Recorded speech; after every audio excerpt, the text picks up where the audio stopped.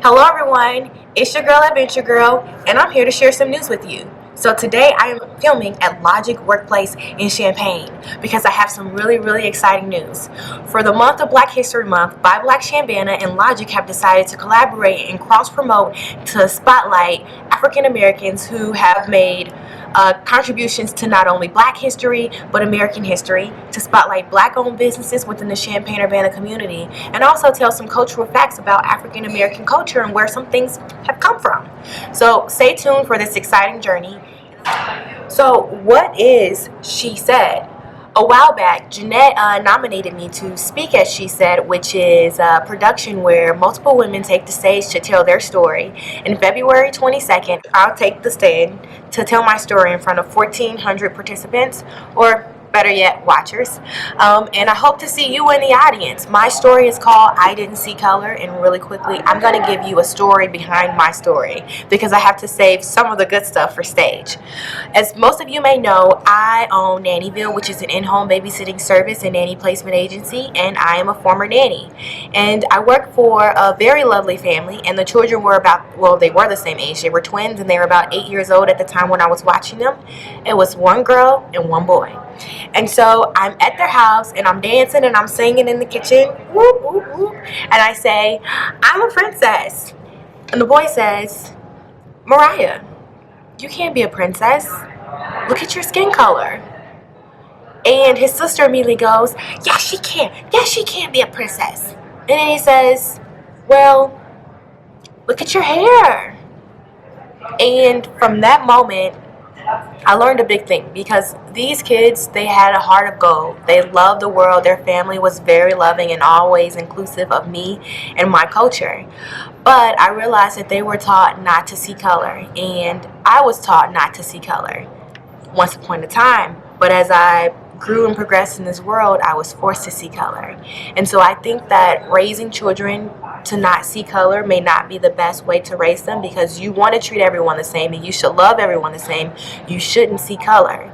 But the truth of the matter is, some people are judged based off their color, and sometimes that creates unconscious biases where we may think that we can't be a princess because we're Black, or we can't be a doctor because we haven't seen a lot of Black doctors. And so I want to help fight that stigma, and I've really enjoyed the writing process, which She Said, because I've been really vulnerable, and I'm laying my heart on the stage for people to see, and so we all can learn and grow as a community.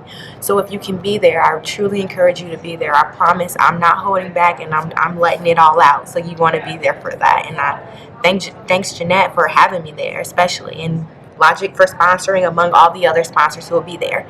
Another good reason to go is because the after party will be at Neal Street Blues. For those of you who don't know, Neal Street Blues is a Black-owned, woman-owned soul food restaurant in the heart of Champaign.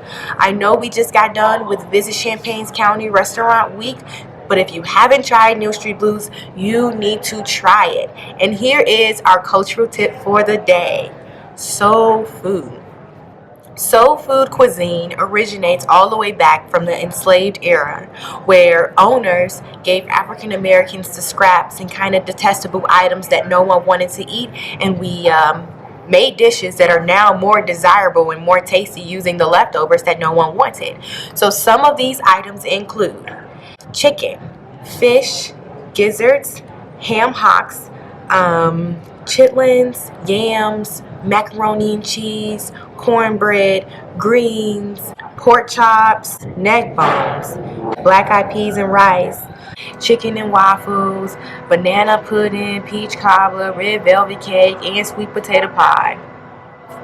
And for some African Americans, back in the day, the African American cuisine used to include rabbit, possum, squirrel, waterfowl, and other things. I did not know that. So I'm hoping after you watch this video today, you'll consider going to She Said. You'll grow love for Lodgic, who will be spotlighting these Black-owned businesses.